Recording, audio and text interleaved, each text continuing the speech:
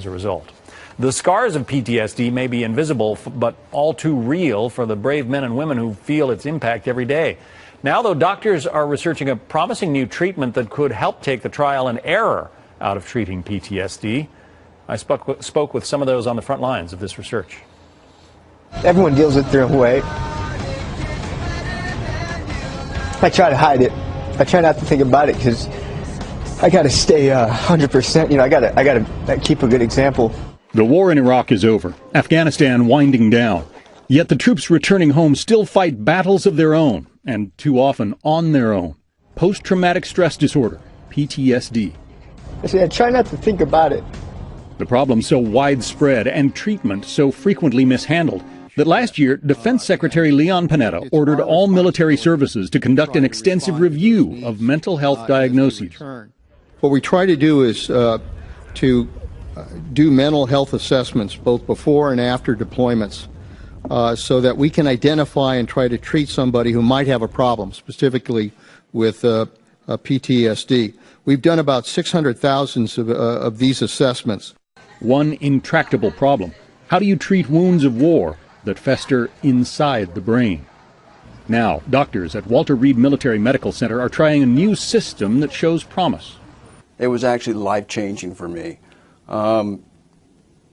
If I can help just one person avoid the battles that I went through to get the right medication, it's worth it.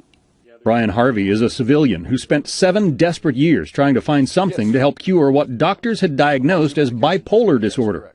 I went through 3 different doctors and 4 different drug combinations. I kept on changing, trying to find something that would work because it wasn't working. This is the system Brian found, the one he says has saved his marriage, maybe his life. So let's see how this brain scan process works. Try and clear up some of the mysteries. I'll be the guinea pig. Known as Central Nervous System Response, or CNS, it's simply a cap with electrodes worn during a 20-minute session to record brainwaves. The individual's brainwave pattern is then compared with a database to find which specific mood-altering drugs would likely be most beneficial.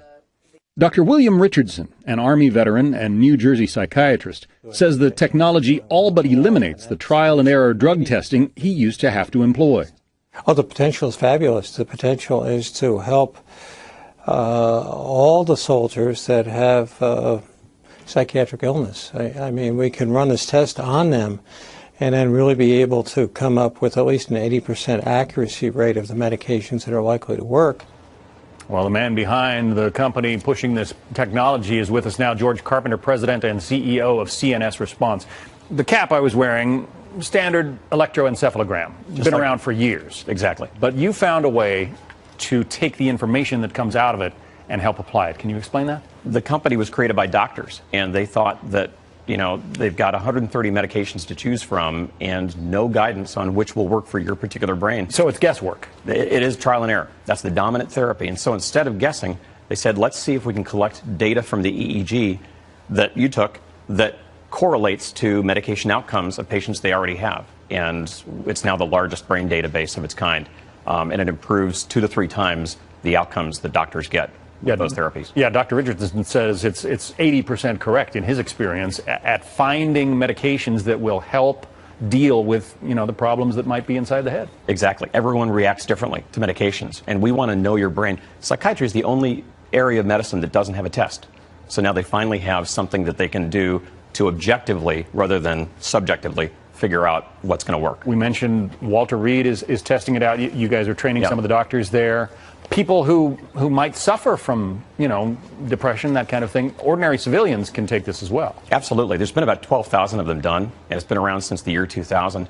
The real key for us is it takes about 17 years to get a new technology adopted by doctors, and we've got to do a better job. You know, suicide rates, school shootings, junior SEAO, we see the results of treatment failure in mental health, and we've just got to get better at finding new technologies like this and bringing them to the doctor.